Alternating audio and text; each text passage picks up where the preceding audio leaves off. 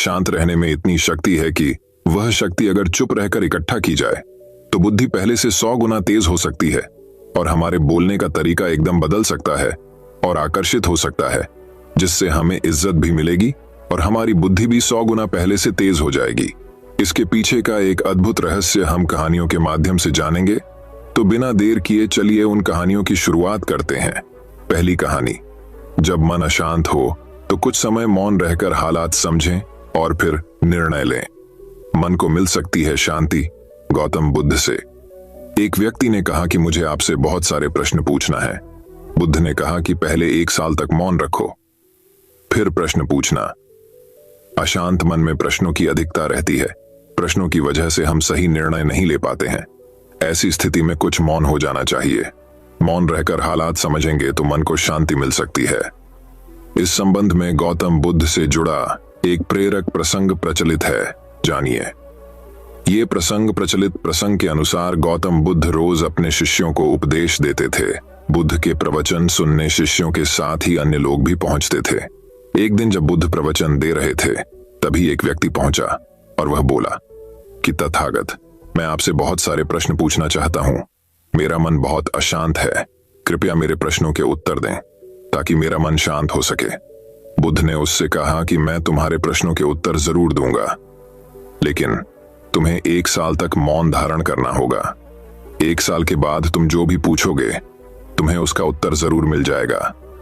उस व्यक्ति ने कहा कि 1 साल बाद आप मेरे प्रश्नों के अवश्य देंगे ना?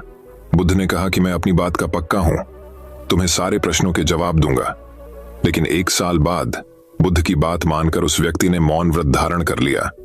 धीरे धीरे वह मौन की वजह से उसका मन एकाग्र होने लगा। वह ध्यान में उतरने लगा, मन भी शांत होने लगा। उसके सभी प्रश्न खत्म होने लगे। 1 साल बीत गया। समय पूरा होने के बाद बुद्ध ने उस व्यक्ति से कहा कि अब तुम अपने सभी प्रश्न मुझसे पूछ सकते हो। ये बात सुनकर वह व्यक्ति हंसा और कहा कि 1 साल पहले मेरे मन में कई प्रश्न थे, लेकिन अब सारे प्रश्न शांत हो गए हैं। अब मेरे पास आपसे पूछने के लिए कोई प्रश्न नहीं है। बुद्ध ने उस व्यक्ति से कहा कि जब तक हमारा मन शांत नहीं है, मन में ढेरों प्रश्न उठते रहते हैं, उसकी परेशानियां बनी रहती हैं। अज्ञान और भ्रम की वजह से हमारा मन प्रश्नों के उत्तर तक पहुंच ही नहीं पाता है। कुछ समय मौन धारण करके हम हालातों को समझेंगे तो सारे प्रश्नों के उत्तर स्वतः ही मिलने लगते हैं। मन शांत हो जाता है तो सभी प्रश्न भी खत्म हो जाते हैं। सारी चीजें हम आसानी से समझने लगते हैं और जीवन में सुख शांति मिल जाती है। तो दर्शकों, अब चलिए हमारे दूसरे कहानी की शुरुआत करते हैं। दूसरी कहानी, वाणी या बोलना ही नहीं बल्कि मौन में भी शक्ति होती है। यही कारण है कि धर्मों में मौन को बहुत महत्व दिया गया है। वैज्ञानिकों द्वारा भी इस बात को माना गया है कि सेहत से मौन का गहरा संबंध है और इससे मानसिक शांति मिलती है। मौन से विचारों में एकाग्रता आती है और रचनात्मकता बढ़ती है। इसलिए जितने भी साधु संत या तपस्वी हुए, सब ने मौन रहकर और ध्यान लगाकर ही संसार के गूढ़ ज्ञानों को प्राप्त किया।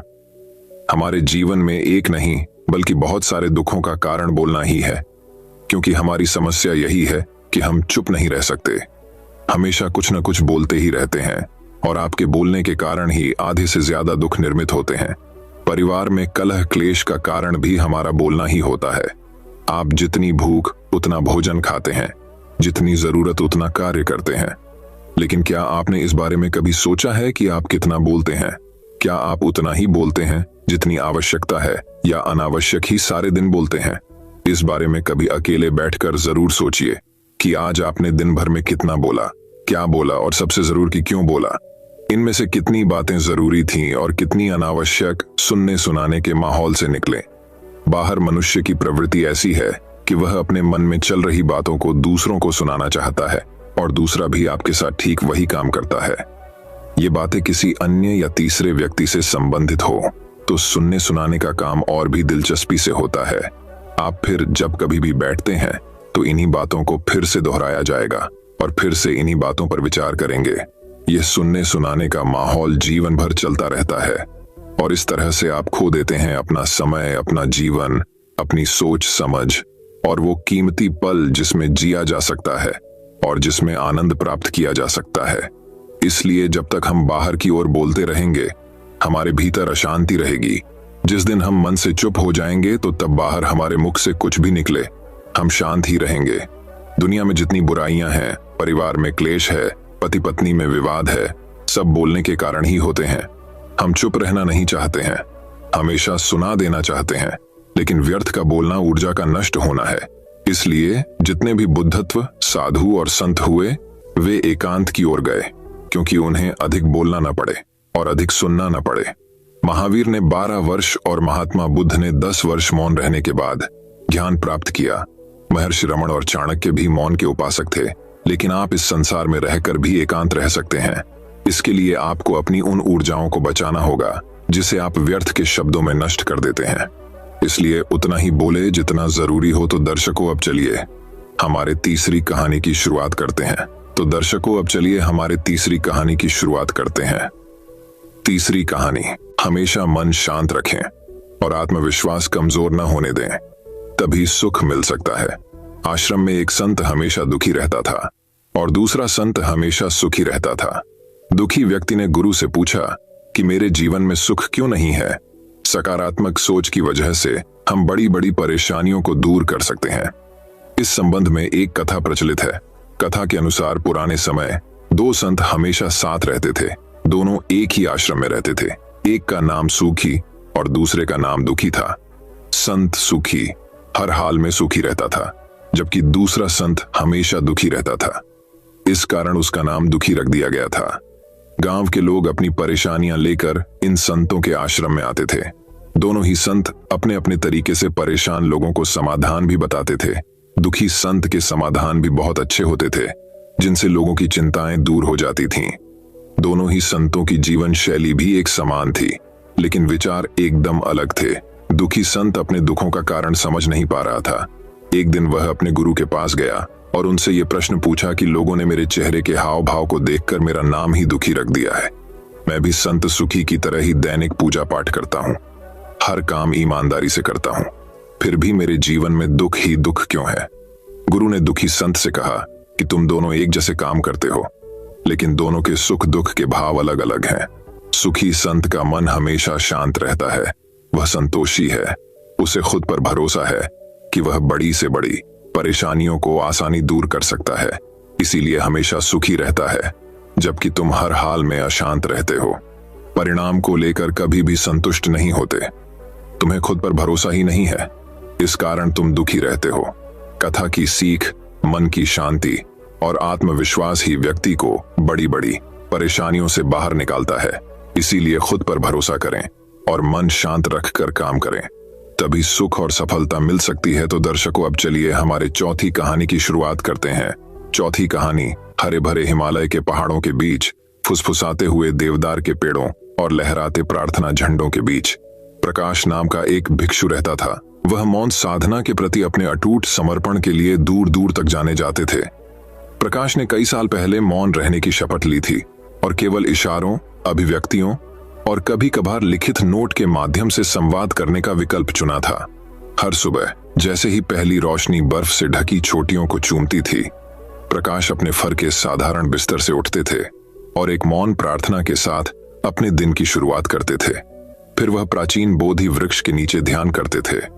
उनका मन भोर के समय पहाड़ी झील की तरह स्पष्ट और शांत होता था। प्रकाश के दिन शांत गतिविधियों से भरे हुए थे। मठ के वनस्पति उद्यान की देखभाल करना, हर्बल चाय बनाना और उन ग्रामीणों को आशीर्वाद देना जो उसकी बुद्धि की तलाश में आए थे। उनकी चुप्पी के बावजूद उनकी सौम्य उपस्थिति बहुत कुछ कहती थी और कई लोग उनकी संगति में सांत्वना तलाशते थे। एक दिन राजू नाम का एक युवक मठ में पहुंचा। उसका दिल दुख से भारी था। वह सांसारिक सुखों की तलाश में अपना रास्ता खो चुका था और अब अपनी गहरी चुप्पी के लिए जाने जाने वाले भिक्षु से मार्गदर्शन चाहता था।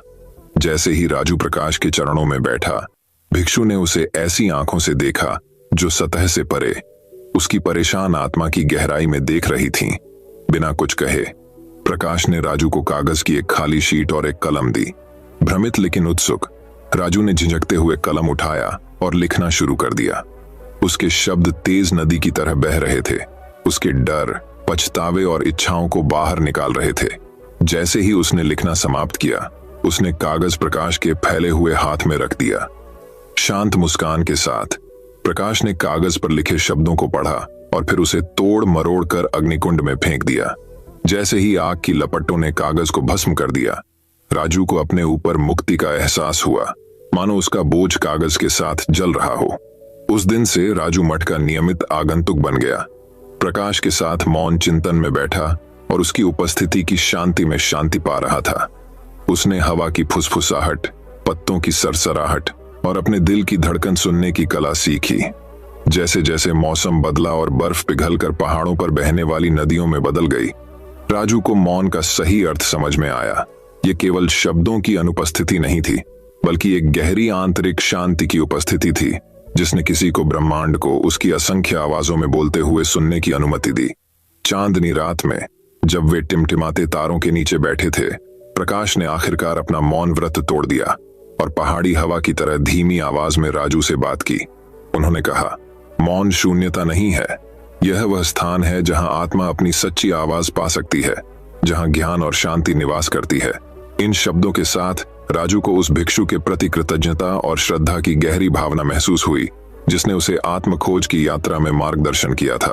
वह जानता था कि मौन का पाठ हमेशा उसके साथ रहेगा, उन कालातीत पहाड़ों की तरह जो मठ को अपने शाश्वत आलिंगन में समेटे हुए हैं। और इस प्रकार मौन रहकर बोलने वाले साधु की कहानी दूर दूर तक फैल गई, जिससे दूसरों को उस ज्ञान की तलाश करने की प्रेरणा मिली जो केवल हृदय की शांति में ही पाया जा सकता है। इस कहानी का नैतिक ये है कि कभी कभी सबसे गहन सत्य शब्दों के बीच के शांत स्थानों में पाया जा सकता है, जहां आत्मा फुसफुसाहट में बोलती है, जिसे केवल चौकस श्रोता ही सुन सकता है।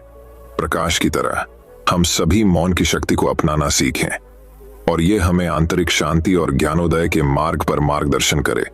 तो दर्शकों, अब चलिए हमारे 5वीं कहानी की शुरुआत करते हैं। 5वीं कहानी। एक समय की बात है। हरे भरे राज्य के मध्य में एक शानदार महल था, जहां एक बुद्धिमान और विनम्र भिक्षु रहता था।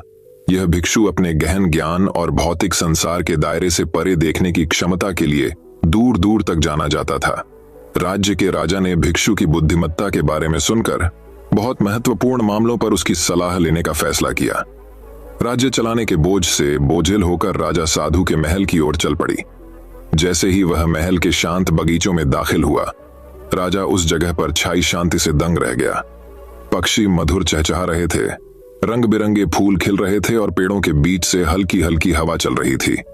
राजा को भिक्षु की उपस्थिति में ले जाया गया, जो मौन ध्यान में बैठा था। उसकी आंखें बंद थीं और उसका चेहरा शांत था।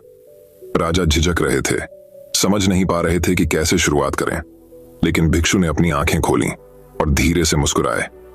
भिक्षु ने कहा, आपका स्वागत है। हाँ राजा जी, तुम्हारे दिल को क्या परेशानी है? राजा ने मार्गदर्शन और सांत्वना मांगते हुए अपनी चिंताओं और भय को भिक्षु के सामने प्रकट किया। भिक्षु ने धैर्यपूर्वक सुना। उसकी टकटकी अविचल थी। उसकी उपस्थिति ने राजा के अशांत विचारों को शांत कर दिया। राजा के बोलने के बाद भिक्षु बहुत देर तक चुप रहा। उसकी नजर क्षितिज के पार एक सुदूर बिंदु पर टिकी रही। आखिरकार वह बोला। उसकी आवाज नरम लेकिन अधिकार से भरी हुई थी।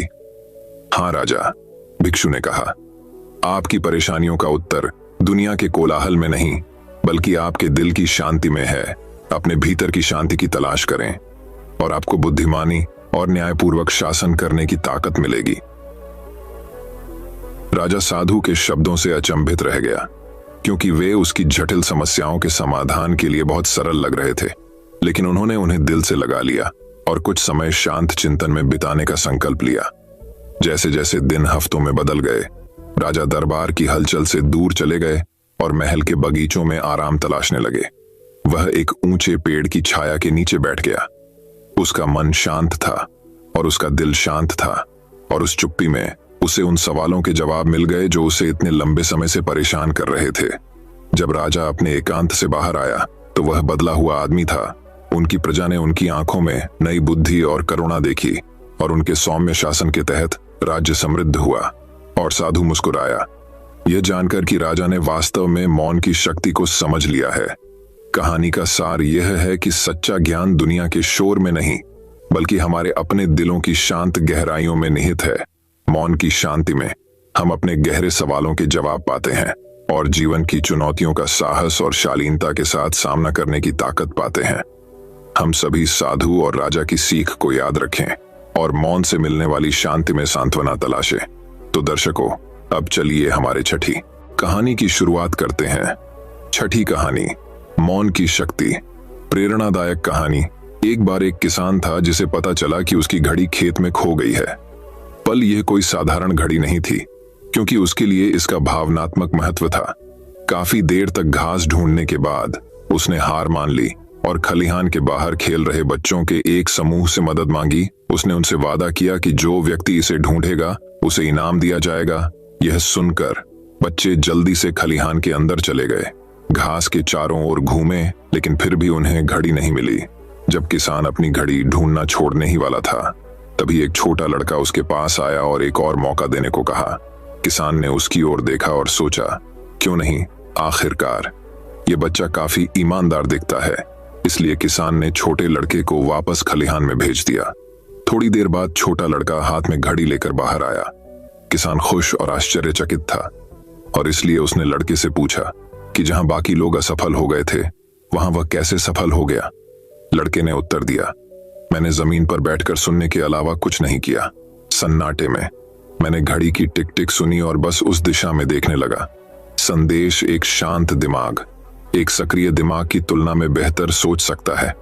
हर दिन अपने मन को कुछ मिनटों का मौन रहने दें और देखें कि यह आपको अपने जीवन को ईश्वर की अपेक्षा के अनुसार स्थापित करने में कितनी तेजी से मदद करता है।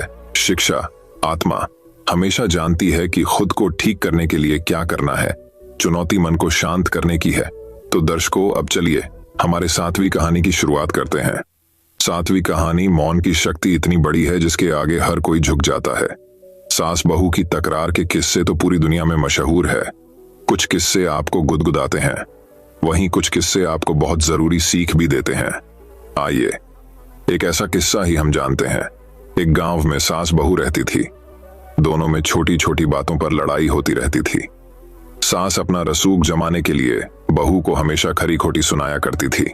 बहू भी कुछ कम नहीं थी, वह भी सास पर अक्सर पलटवार किया करती थी और सास को ताने मारते हुए पानी पीकर कोसती रहती थी। एक दिन गांव में संत आए।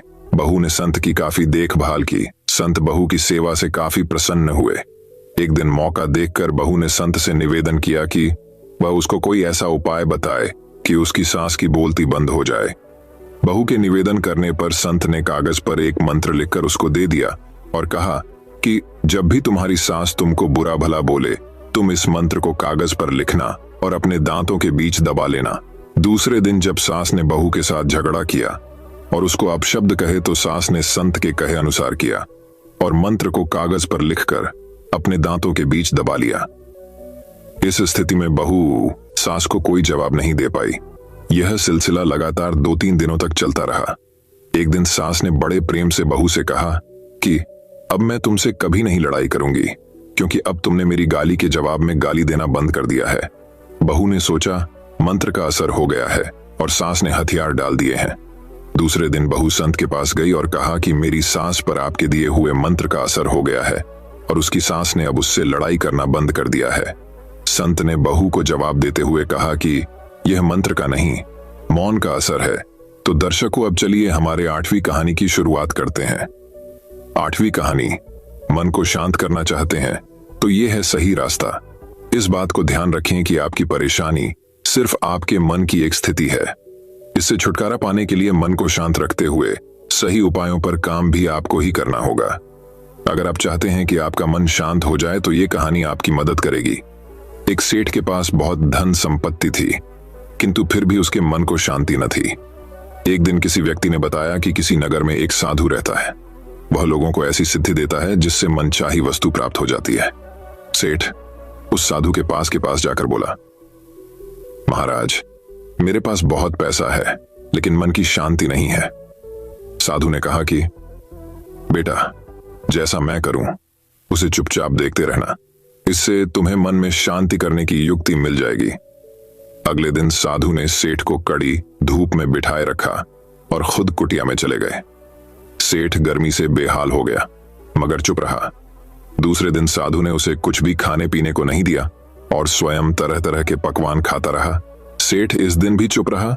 तीसरे दिन सेठ गुस्से में वहां से जाने लगा तो साधु बोला, क्यों, क्या हुआ?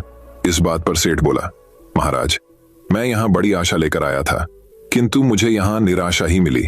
इस बात के उत्तर पर साधु ने कहा, मैंने तो तुम्हें शांति की युक्ति बता दी। पहले दिन जब मैंने तुम्हें धूप में बैठने के लिए कहा और मैं स्वयं कुटिया में बैठा तो तुम्हें बताया कि मेरी छाया तुम्हारे काम नहीं आएगी। ये तुम्हें समझ नहीं आने पर मैंने तुम्हें भूखा रखा और खुद भरपेट खाया। उससे मैंने तुम्हें समझाया कि मेरी साधना से तुम्हें सिद्धि नहीं मिलेगी। उसी तरह शांति भी तुम्हें अपनी मेहनत और पुरुषार्थ से ही मिलेगी। मैं तुम्हारे मन को शांत नहीं कर सकता, उसके लिए तुम्हें खुद ही मन की शांति प्रदान करने वाले काम करने होंगे। यह सुनकर सेठ की आंखें खुल गईं और वह साधु से आशीर्वाद लेकर अपने घर चला गया। दोस्तों, मैं उम्मीद करता हूं कि यह कहानी सुनने से आपके जीवन में अच्छे बदलाव आए होंगे। आपको इस वीडियो से क्या सीखने मिला, ये कमेंट करके जरूर बताएं और अपने परिवार, दोस्तों या आपके करीबी इंसान के साथ ये कहानी शेयर करके उन्हें भी इस ज्ञान से परिचित करवाएं। बाकी अगर आपको यह वीडियो दिल से अच्छी लगी हो तभी इस वीडियो को लाइक कर देना और आपने अब तक इस चैनल को सब्सक्राइब न किया हो तो चैनल को सब्सक्राइब भी जरूर कर देना। आपका हर दिन शुभ हो और खुशियों से आपका जीवन भरा रहे। धन्यवाद। नमो बुद्धाय।